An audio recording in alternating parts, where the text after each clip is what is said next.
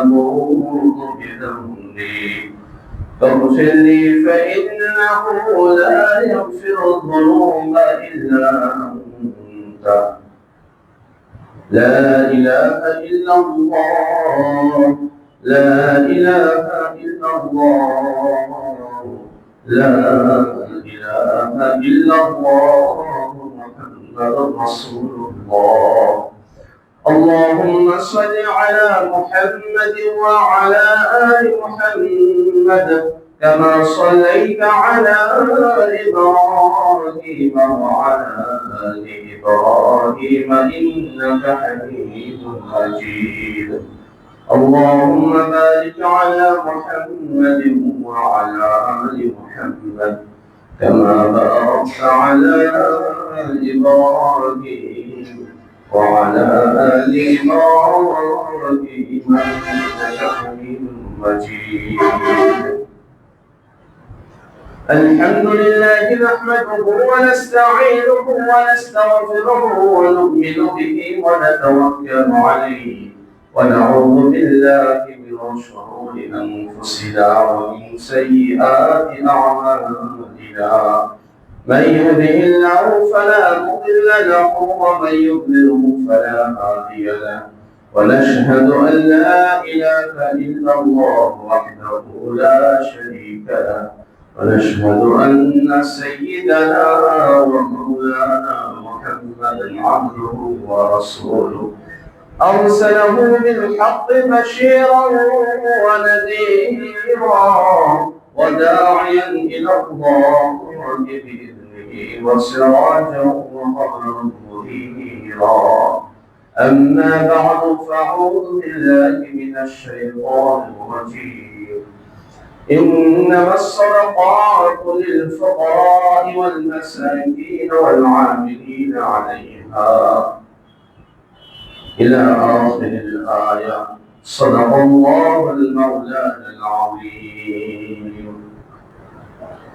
السلام عليكم ورحمة الله وبركاته.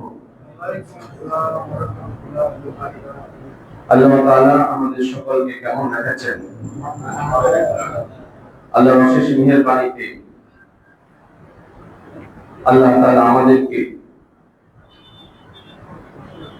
রমজানুল মুবারকের মাগফিরাতের দশকে জুমার নামাজে একত্রিত হওয়ার তৌফিক দান করেছেন। এজন্য সকলে আল্লাহর কাছে আরেকবার শুকরিয়া আদায় করি, আলহামদুলিল্লাহ। আল্লাহ তাআলা যেন এই মাগফিরাতের দশকে লক্ষ্য করে আমাদের সকল মুসলমানকে যেন মাফ করে দেন, সকলে বলে আমিন। আজকের আলোচনা ছিল, গত জুমায় যাকাতের যে আলোচনাটা হয়েছিল তার আংশিক আলোচনা বাকি রয়ে গিয়েছে। গত জুমায় বলা হয়েছিল যাকাত মুসলমানের উপরে আল্লাহ কেন ফরজ করেছেন এবং এই যাকাত দেওয়ার দ্বারা মুসলমানের কি কি ফায়দা। যাকাত আল্লাহ তাআলা এই জন্যই ফরজ করেছেন যাতে করে মুসলমানদের এই সম্পদটা একদিক ভাবে অর্থাৎ মানুষের কাছে, কিছু সংখ্যক মানুষের কাছে যেন সেটা গচ্ছিত না থাকে। আল্লাহ তাআলা সম্পদকে মানুষের কাছে কাউকে কম দিয়েছেন, বেশি দিয়েছেন, কিন্তু পরবর্তীতে আল্লাহ তাআলাই যাকে বেশি দিয়েছেন তাকে এই আদেশটাই করে দিয়েছেন যে তুমি যাকে আমি কম দিয়েছি তার কাছে পৌঁছে দাও, কারণ সেখানে তোমার মালের মধ্যে তার হক আছে। তো আল্লাহ তাআলা এই যাকাত আদায় করার দ্বারা যাকাত আদায়কারীর সম্পদের রক্ষণাবেক্ষণের দায়িত্ব নিজেই নিয়ে নেন। সেই যাকাত আদায়কারী ব্যক্তির সম্পদের মধ্যে কেউ কোনো ক্ষয়ক্ষতি করতে পারবে না, অর্থাৎ সে যদি নির্ভীকভাবে হালাল কামাই করে এবং যাকাত আদায় করে তার সম্পদের নিরাপত্তা আল্লাহ তাআলাই দান করবেন। এটা হলো যাকাত দানকারী ফায়দা। এখন আল্লাহ তাআলা কোরআনে কারীমের মধ্যে স্পষ্ট করে বলে দিচ্ছেন যাকাত আমরা কাদেরকে দেব। যাকাত দেওয়ার তো ফায়দা আমরা জানলাম, যাকাত আমরা কাদেরকে দেব।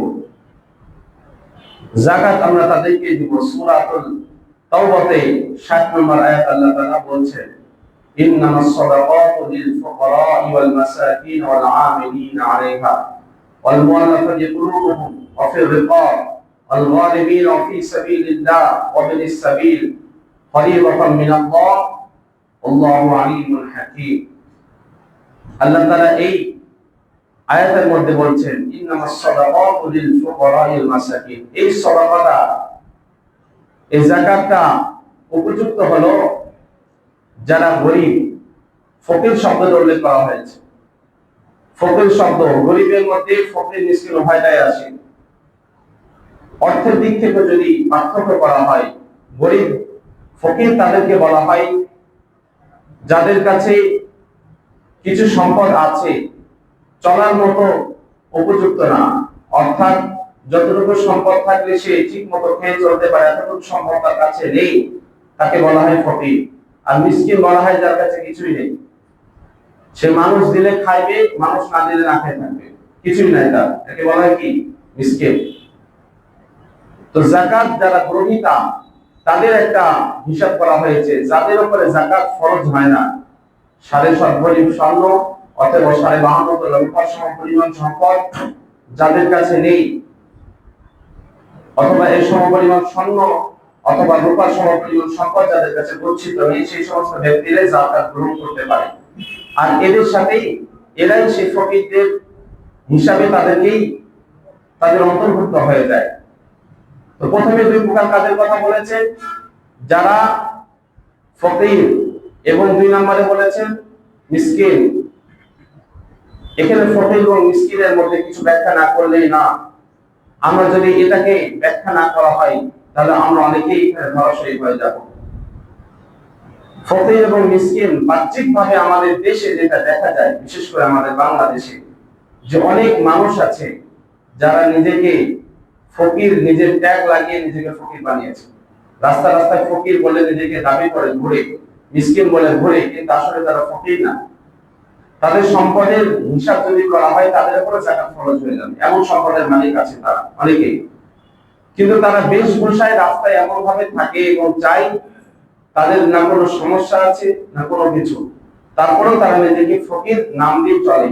এইরকম ফকিরদেরকে দেওয়া যাবে না। অর্থাৎ যাদের উপরে যাকাত দেওয়া ফরজ হয়ে যায়, এই পরিমাণ সম্পদ তাদের আছে, তাদেরকে দিয়ে যাকাত আদায় হবে না। এজন্য যাকাত জিনিসটা মনে রাখতে হবে, খুব একটা সূক্ষ্ম জিনিস এটা। আপনি দান যাকে তাকে করতে পারেন, আপনি মসজিদে দান করতে পারেন, মাদ্রাসায় দান করতে পারেন, রাস্তার ধনীকেও দিতে পারেন, গরিবকেও দিতে পারেন, এটার ব্যাপারে কোনো আপত্তি নাই। কিন্তু যাকাতের টাকাটা এমন একটা সম্পদ, এটা আল্লাহ তাআলা যেভাবে ফরজ করেছেন তার নিয়মগুলো খুব সূক্ষ্ম। আল্লাহ যাকাত ফরজ করেছেন, আপনি যদি চান যাকাতের টাকা মসজিদে দিবেন, আদায় হবে না। আপনি যদি বলেন কোন রাষ্ট্রীয় কোনো কাজ হচ্ছে, সে কাজে আমি উপকার করার জন্য দিলাম, যাকাত আদায় হবে না। মাদ্রাসায়ও যদি কোনো বিল্ডিং এর কাজে দেন, মাদ্রাসা হচ্ছে বিল্ডিং এর কাজে, সেখানে দিন, আদায় হবে না। এবং কোন ধনী ব্যক্তিকে ইচ্ছা করে দিলেন, আদায় হবে না। আপনি যাকাতের টাকা দিতে হলে যাকে দিবেন সে অবশ্যই উপযুক্ত হতে হবে, সেই এমন অভাব যুক্ত হতে হবে যার কাছে ওইরকম সম্পদ নেই। অর্থাৎ ফকির এবং প্রকৃত ফকির এবং মিসকিনের অন্তর্ভুক্ত। এছাড়া আরো 6 প্রকার, ফকির এবং মিসকিন ছাড়া মোট 8 প্রকার ব্যক্তি আছে যাদেরকে যাকাত দেয়া যাবে, এটা আল্লাহ তাআলা বলে দিয়েছেন। এরপরে বলছেন ওয়াল আমিলিনা আলাইহা, যারা যাকাত উত্তোলন করে, যাকাতের টাকা যখন ইসলামী রাষ্ট্র ব্যবস্থা থাকে তখন সেই জায়গায় রাসূলুল্লাহ সাল্লাল্লাহু আলাইহি ওয়াসাল্লামের জামানা থেকে সেটা ছিল, ইসলামী রাষ্ট্র ব্যবস্থা থাকে সেখানে যাকাত উঠানোর জন্য কিছু ব্যক্তিকে নির্ধারণ করা হতো। তারা সরকারি কর্মচারী ছিল। তারা যারা যাকাত উত্তোলন করবে, মানুষের থেকে গ্রহণ করে নিয়ে আসবে, যাদের যাকাত ফরজ হয়েছে, তাদেরকেও সেখান থেকে বেতন দেওয়া যাবে, টাকা দেওয়া যাবে। এরপরে ওয়াল মুআল্লাফাতি কুলুবুহুম, মুআল্লাফাতি কুলুব বলা হয় এই সমস্ত ব্যক্তি চিত্ত আকর্ষণ করার জন্য, মুসলমানদের ইসলামের প্রতি তাদেরকে আকৃষ্ট করার জন্য, ধাবিত করার জন্য, যারা ইসলামের শত্রু বা ইসলামের ব্যাপারে এখনো সম্পূর্ণ জানে না, নও মুসলিম, এরকম ব্যক্তিকে ইসলামের প্রতি যেন সে স্থির থাকে, ধাবিত হয়, এই জন্য সেই সমস্ত ব্যক্তিদেরকেও দেয়া যাবে।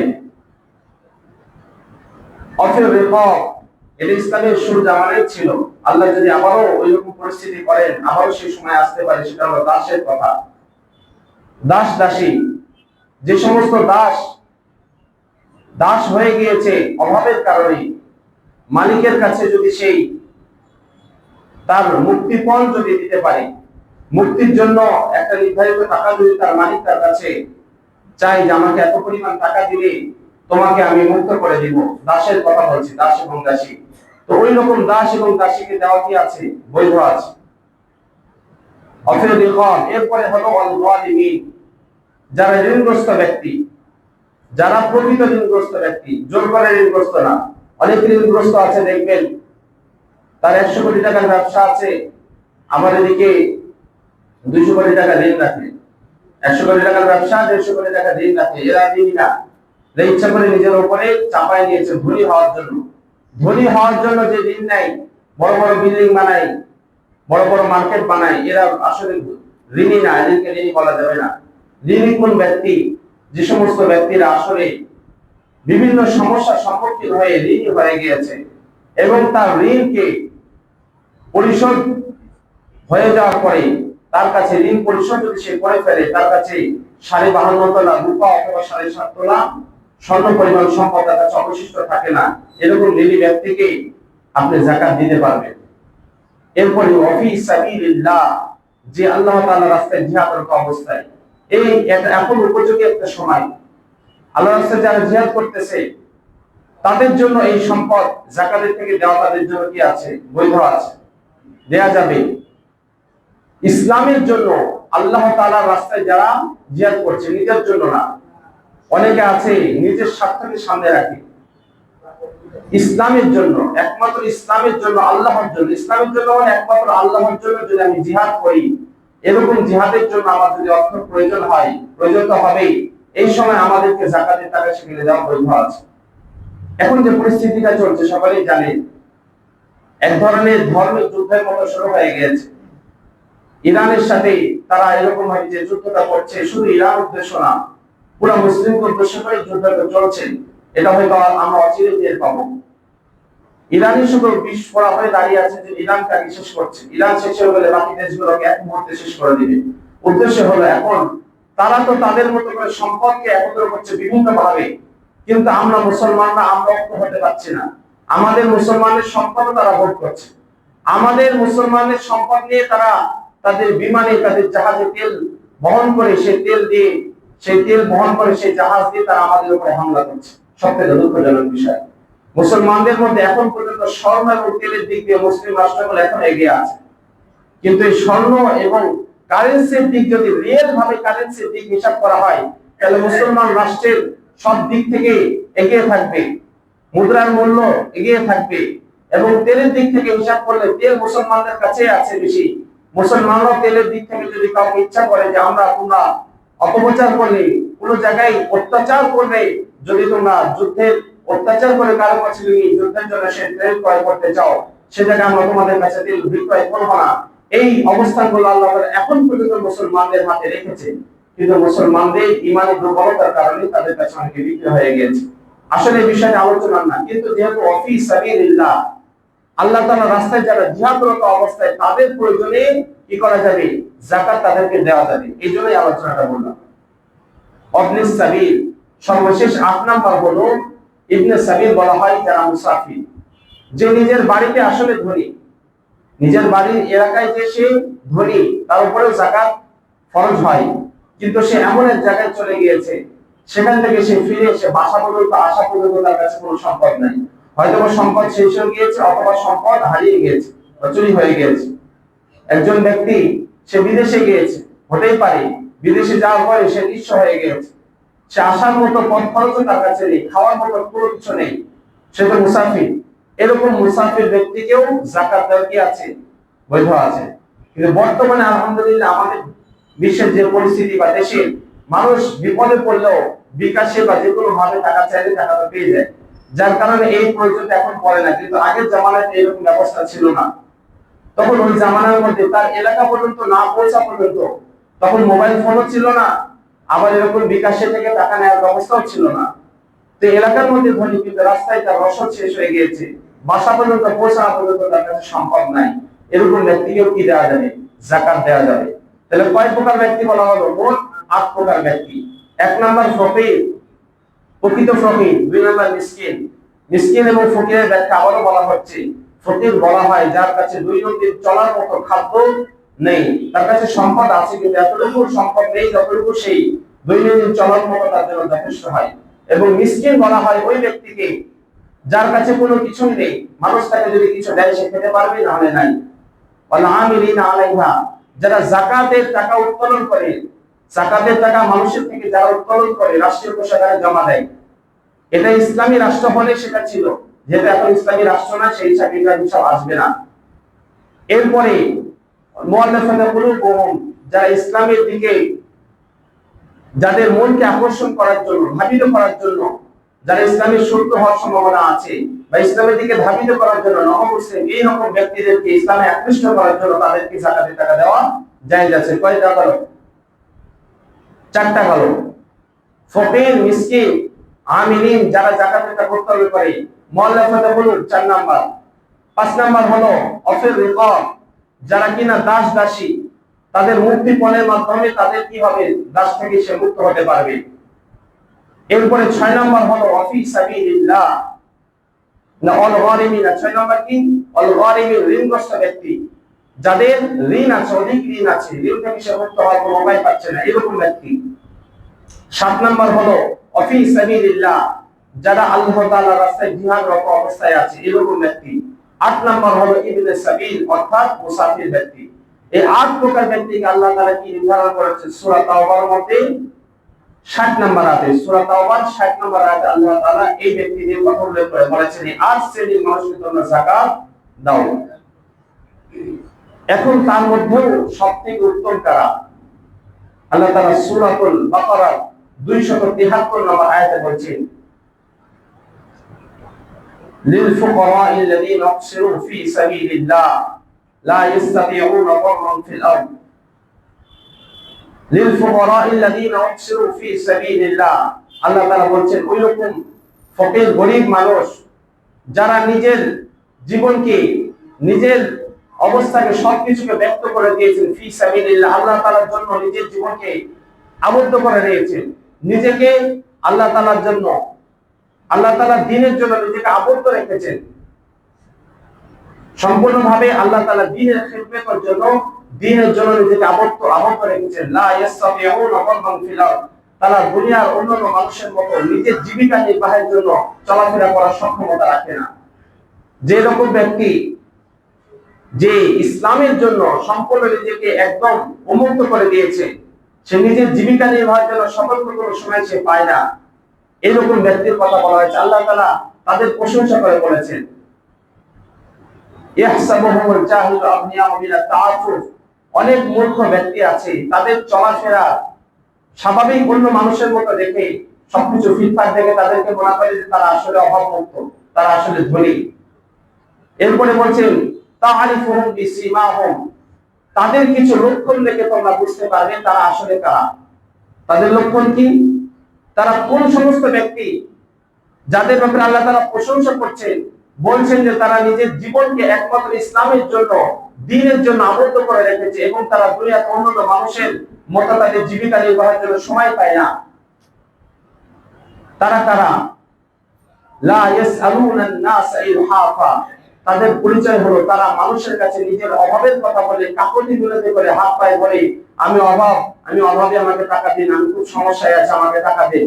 এরকম ভাবে যারা বলে না তাদের কথা বলা হচ্ছে লা ইয়াসআলুনান নাস ইলহাফা, তাদের নিজেদের আত্মমর্যাদা, সম্মান ঠিক রেখে মানুষের কাছে তারা শরণাপন্ন হয় না, মানুষের কাছে তারা, মানুষের দ্বারে দ্বারে যে চায় না যে আমি অভাবযুক্ত, আমি অভাবী, আমাকে টাকা দেন। এরকম ব্যক্তির কথা কে বলছেন? এটা স্বয়ং আল্লাহ বলছেন। স্বয়ং আল্লাহ বলছেন যে ওই সমস্ত ব্যক্তি যারা তোমার কাছে চাইবে না, তার মানে স্পষ্ট হয়ে যায় যে আসলে তারা কেন চাইবে না, তারা তো জানে আমি আল্লাহর দ্বীনের কাছে আছি, আমি আমার নিজেকে আল্লাহর দ্বীনের জন্য নিযুক্ত রেখেছি, তো আল্লাহ তাআলাই তো আমার কাছে পৌঁছে দিবেন সম্পদ, এর দায়িত্ব কার? আল্লাহ তাআলা। আমার সমস্যা তো আল্লাহই দেখবেন, আমি আল্লাহর দ্বীনের জন্য নিজেকে উৎসর্গ করে দিয়েছি। আর আল্লাহ তাআলা তাদেরকে উদ্দেশ্য করেই, যাদের কাছে সম্পদ আছে তাদেরকে বলছেন, দেখো ওই সমস্ত ব্যক্তি তো আমার দ্বীনের জন্য তাদের নিজেকে উৎসর্গ করে দিয়েছে তোমাদের জন্য। তোমরা যেরকম ভাবে তোমাদের জীবিকা নির্বাহের জন্য ইচ্ছা মতো তোমরা সময় দিতে পারছো, সম্পদকে বর্জন করতে পারছো, তারা তো সেটা পাচ্ছে না। তোমরা তাদের কাছে পৌঁছে দাও। এবং তাদের পরিচয় বলে দিয়েছে তারা মানুষের কাছে চাইবে না। তার মানে এটাই আল্লাহ চাই যে সে যেন যে আসলে আল্লাহ দ্বীনের জন্য কাজ করে সে মানুষের কাছে চাইবে না। আল্লাহ তাআলা তাদের প্রতি সন্তুষ্ট এবং তাদের কাছে পৌঁছে দেওয়ার জন্য আল্লাহ তাআলা তাদের পরিচয় স্পষ্ট করে দিয়েছেন যে তারা মানুষের কাছে কি করবে না, চাইবে না। এটা হলো সবথেকে উত্তম খাত। এই খাতের মধ্যে যাকাত দেওয়াটা সবথেকে উত্তম। আর এই আয়াতটা নাযিল হয়েছে বিশেষ করে তাফসীরের মধ্যে দেখা যায় হযরত আবু হুরায়রা রাদিয়াল্লাহু তাআলা আনহুকে উদ্দেশ্য করে। হযরত আবু হুরায়রা রাদিয়াল্লাহু তাআলা আনহু যখন রাসূলুল্লাহ সাল্লাল্লাহু আলাইহি সাল্লামের কাছে আসহাবুস সুফফার অন্যতম একজন তিনি সেখানকার সাথী, তো সেই আসহাবুস সুফফার মধ্যে যারা ছিলেন তাদের মধ্যে তিনি ছিলেন অন্যতম। সবসময় রাসূলের দরবারে তিনি পড়ে থাকতেন। সমস্ত সাহাবীরা, আনসার আর মুহাজিরা সকলেই নিজেদের কাজের মধ্যে ব্যস্ত থাকতো, কিন্তু সব সময় তিনি নিজেকে আল্লাহ রাসূলের কাছে থাকতেন। কখন রাসূলুল্লাহ সাল্লাল্লাহু আলাইহি ওয়াসাল্লাম একটা হাদিস বলেন, সেই হাদিসকে তিনি মুখস্থ করবেন এবং সেই হাদিসটা তিনি পরবর্তীতে বর্ণনা করেন। এজন্য সবথেকে বেশি হাদিস বর্ণনাকারী সাহাবীদের মধ্যে এক নম্বরে আছে হযরত আবু হুরায়রা রাদিয়াল্লাহু তাআলা আনহু। দেখেন আল্লাহ তাআলা তিনার উপর কতটুকু সন্তুষ্ট হয়েছে। তিনি অভাবের কারণে, ক্ষুধার তাড়নায় আসহাবে সুফফার সেই জায়গার মধ্যে পেটে পাথর বেঁধে তিনি কাতরাইতেন, পাগলের মতো করতেন। অনেক মানুষ মনে করতো তাকে যে সে মিগরি ব্যারাম হয়ে গেছে। দেখি কি মনে করতো মিগরি ব্যারাম হয়েছে, চামড়ার মোজাই ইত্যাদি তিনার নাকে শোনানো হতো, তাহলে অসুস্থ মনে করে। আসলে তিনি কি ছিলেন না, কোন রোগী ছিলেন না, মিগরি রোগী ছিলেন না। তিনি ক্ষুধার তাড়নায় এরকম অবস্থা তিনার হয়েছে। এটা আমাদেরকে বুঝতে হবে। আল্লাহ তাআলা এটা দেখেন, তিনি যদি চাইতেন, তিনি যদি মানুষের কাছে বলতেন, আবদার করতেন সাহাবীদের কাছে যে দেখো আমি তো এখানে সবসময় থাকি, আমার কাছে খাবার নেই, আমাকে খাবার দাও, ক্ষুধা লেগেছে, তাহলে তো অন্য কোনো না কোনো সাহাবীদের কাছে খাবার পৌঁছে দিত। কিন্তু ওই আবু হুরায়রা রাদিয়াল্লাহু তাআলা কারো কাছে চাই নাই, কারো কাছে চাই নাই। এর জন্য আল্লাহ তাআলা খুশি হয়ে কোরআনের মধ্যে বলে দিয়েছে, দেখো যারা নিজেকে একমাত্র দ্বীনের জন্য নিযুক্ত রেখেছেন। দেখেন আবু হুরায়রা রাদিয়াল্লাহু তাআলা হাদিস দ্বারা আমরা কোথায় উপকৃত হই। আজকে 1400 বছর পরে অনেক হাদিস আছে যে হাদিসগুলো আমাদের অনেক সমস্যার সমাধান করে দিয়েছে। তার মধ্যে আবু হুরায়রা রাদিয়াল্লাহু তাআলা হাদিস অনেক উল্লেখযোগ্য আছে।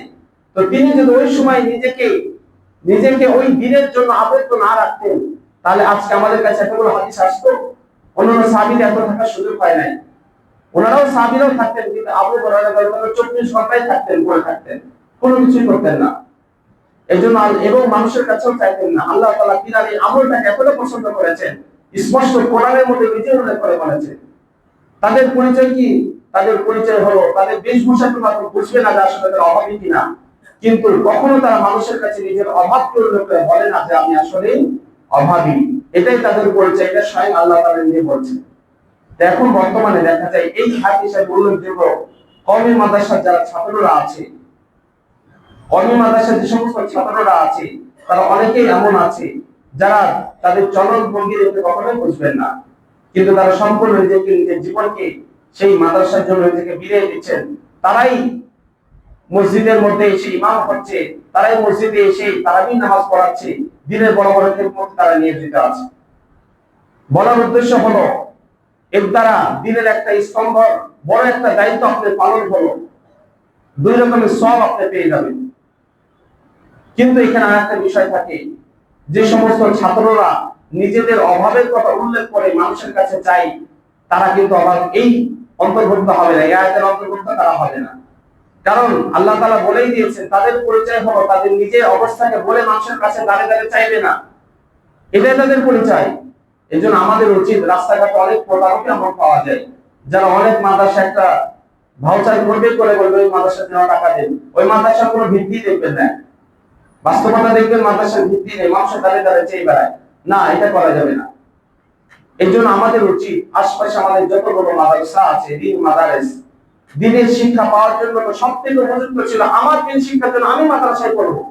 আমি মাদ্রাসায় পড়তে পারি না, আমার সন্তানকে দিব, সন্তানের জন্য মাদ্রাসায় পড়ে সেও আলেম হয়, সে যদি দিনের শিক্ষায় শিক্ষিত আমাদেরকে শিক্ষা দেয়, সেটাও যদি না পারি, অন্তত যারা যাদের সন্তানকে মাদ্রাসায় দিয়েছে যারা অনেক আছে, যারা মাদ্রাসার সন্তানকে দিয়েছে, সামর্থ্য রাখে না, এরকম ব্যক্তিদের সহযোগিতার জন্য আমি মাদ্রাসায় যে আমাদের জাকাতের টাকাটা ওই ছাত্রকে মালিক বানিয়ে দিব।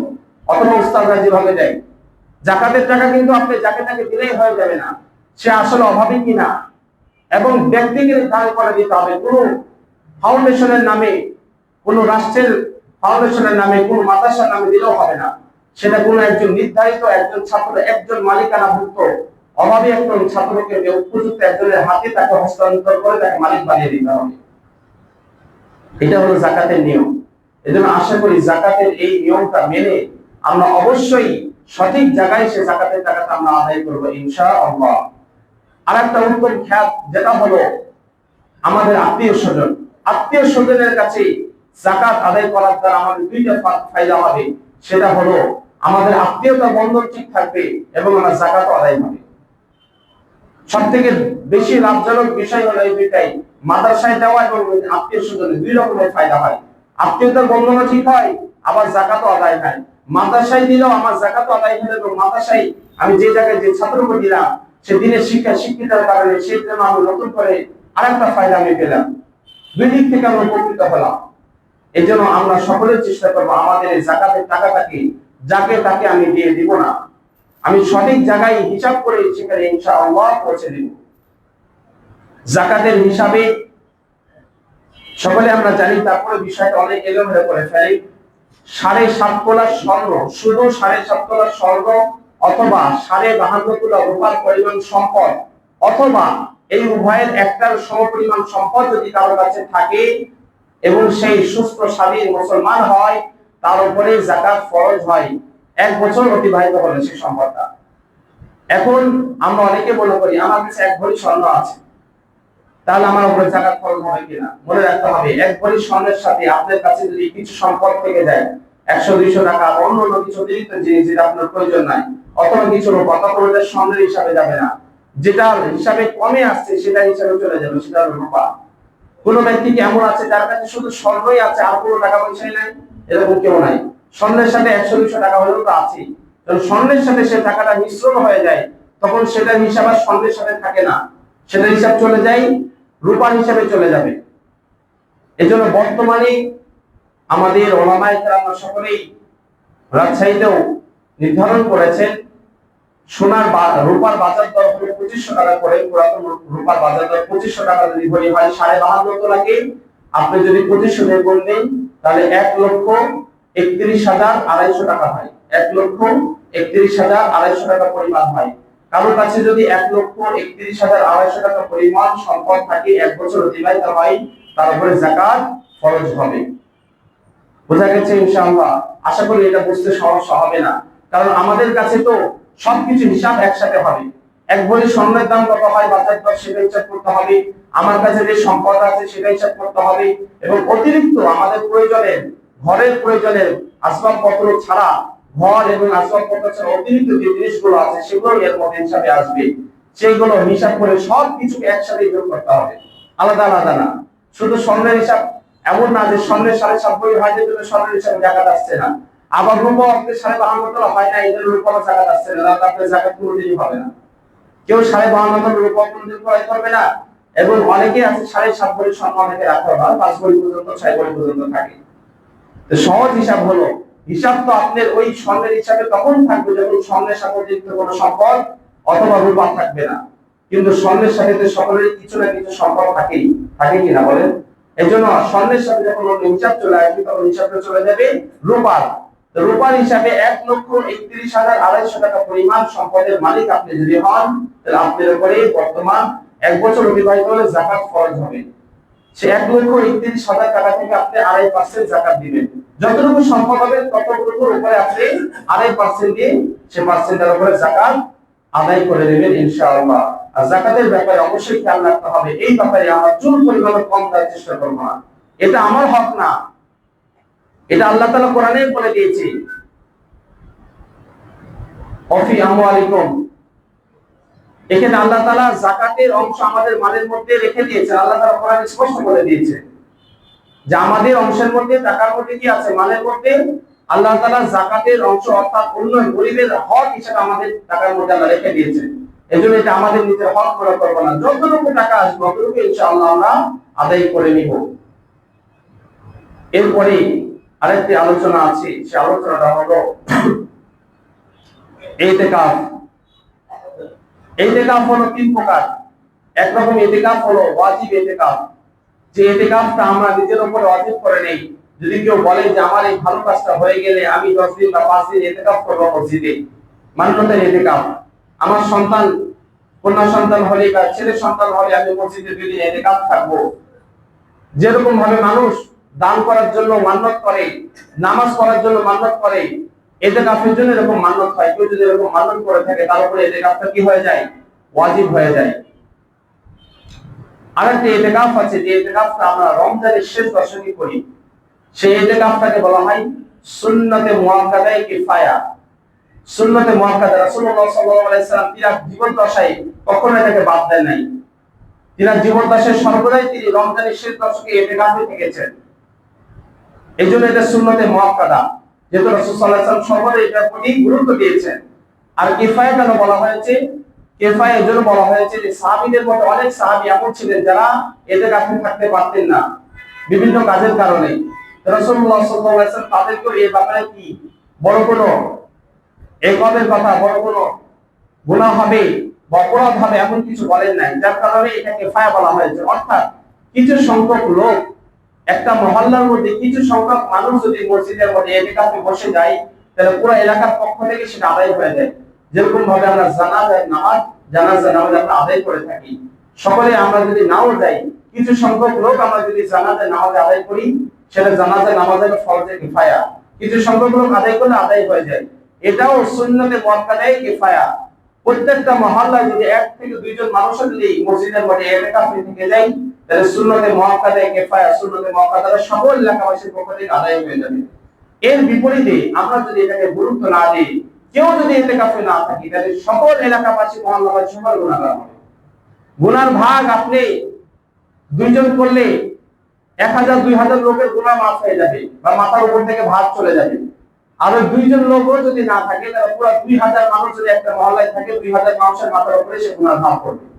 কথাটা বুঝেন? মাত্র 2 জন বা 1 জন মানুষ যদি ইতিকাফের মসজিদে ঘরে, আল্লাহর ঘরে থাকে রমজানের শেষ দশকে, তাহলে সকলের উপর থেকে এলাকার মধ্যে 5000 মানুষ থাকুক বা 10000 থাকুক, অনেক এলাকাতে এমন আছে, ঢাকা শহরেই বেশি দেখা যায়, এক একটা বিল্ডিং এর মধ্যে মানুষ 2000 মানুষ থাকে। এরকম যদি 5000 10000 একটা এলাকাতেই থাকে, 10000 20000 মানুষের জন্য 2 জন মানুষ, 1 জন মানুষ যদি সে মহল্লার মসজিদে ইতিকাফে থাকে, তাহলে সে এলাকার সকলের পক্ষ থেকে সুন্নতে মুআক্কাদায়ে কিফায়া হিসেবে সে ইতিকাফ আদায় হয়ে যাবে। এর বিপরীতে যদি কেউ না থাকে, সকলের গুনাহগার হবে। এজন্য আগামী মঙ্গলবার 10 তারিখ, আগামী মঙ্গলবার 10 তারিখ 20 রমজানুল মুবারক, সূর্য অস্তমিত হওয়ার পূর্বেই আমরা মসজিদে, প্রত্যেকটা মহল্লার মসজিদে আমরা ইতিকাফে মসজিদে প্রবেশ করব ইনশাআল্লাহ। ইতিকাফের অনেক ফায়দা আছে। আল্লাহ তাআলা কোরআনে কারীমের মধ্যে ইব্রাহিম আলাইহিস সালাম এবং ইসমাঈল আলাইহিস সালামকে বলেছেন, ওয়া আহিদনা ইলা ইব্রাহিম ওয়া ইসমাঈল আন তাহহিরা বাইতি লিত-তাইফিন ওয়াল আকিফিন ওয়া রুকআইস সুজুদ। আল্লাহ তাআলা বলেন, আমি ইব্রাহিম এবং ইসমাঈল আলাইহিস সালামকে আদেশ করে বলছি যে তোমরা তাহহিরা বাইতিয়া, তোমরা আমার ঘরকে পবিত্র রাখো, লিত-তাইফিনা, যারা তাওয়াফ করবে, আল্লাহর ঘরে যারা তাওয়াফ করতে যায় তাদের জন্য, ওয়াল আকিফিনা, যারা এখানে ইতিকাফ করবে তাদের জন্য, ওয়া রুকআইস সুজুদ, এবং যারা রুকুকারী সিজদাকারী তাদের জন্য। এখানে এই 3 প্রকার মানুষের কথা বলা হয়েছে, যারা কিনা তাওয়াফ করবে, যারা ইতিকাফ করবে এবং যারা রুকু সিজদাকারী। এই 3 প্রকার ব্যক্তিদের জন্য তুমি আমার ঘরকে কি করো? পবিত্র করো। কাকে বলছেন আল্লাহ? ওয়া আহিদনা ইলা ইব্রাহিম ওয়া ইসমাঈল, ইব্রাহিম আলাইহিস সালাম এবং ইসমাঈল আলাইহিস সালামকে আল্লাহ তাআলা উদ্দেশ্য করে বলছেন। দেখেন আল্লাহ তাআলা এখানে ইতিকাফ ফায়দা নাম এনেছেন, এজন্য ইতিকাফের অনেক সওয়াব আছে। এর ব্যাপক সওয়াব এখন সংক্ষিপ্তভাবে আলোচনা করার সময় নেই। সহজ কথা, আল্লাহ তাআলার ঘরে যখন নিজেকে আমি সময় দিয়ে দিব, রমজানের শেষ দশক, আর সেই শেষ দশকে লাইলাতুল কদরের মতো একটা পবিত্র রাত আছে, সেই রাতটা আমি অজান্তেই আমি পেয়ে যাব ইনশাআল্লাহ। আমি যখন আল্লাহর ঘরে ইতিকাফে থাকবো, সব সময় তো আমি জিকির আজকারে থাকবো, আল্লাহর ঘরে নিজেকে ব্যক্ত করে দিব, তো অটোমেটিকলি আমার সবে কদরের রাতটা আমার আল্লাহ তাআলা মিলিয়ে দিবেন। এজন্য আমরা প্রত্যেকেই চেষ্টা করবো ইতিকাফের মধ্যে অংশগ্রহণ করা। বিশেষ করে আমাদের এই মসজিদটায় এই ইতিকাফ থেকে অনেকেই বঞ্চিত হয়ে যায়। এই মসজিদে যেহেতু প্রত্যেকের পাড়া মহল্লার মসজিদ আছে, এটা নির্দিষ্ট কোনো এলাকার মহল্লার মসজিদ না হওয়ার কারণে অনেকে এখানে ইতিকাফে বসা সুযোগ অনেকের হয় না। আমি সকলকে আহ্বান করবো যাদের সুযোগ আছে দু একজন এমন ব্যক্তি তৈরি হয়ে যান যারা ইনশাআল্লাহ এই মসজিদে ইতিকাফে থাকবেন। আল্লাহ তাআলা সকলকে বোঝার এবং আমল করার তৌফিক দান করুন। ফিতরার বিষয়টা গত জুমায় বলেছেন, আবারও বলছি, রাজশাহীতে ফিতরার সর্বনিম্ন গম আধা শ, অর্থাৎ আধা শ হিসাবে গমের পরিমাণে 85 টাকা আছে রাজশাহীর জন্য। এটা ইসলামিক ফাউন্ডেশন থেকে 110 টাকা হয়েছে। জবের হিসাবে আসলে 400 টাকা পরিমাণ আসবে।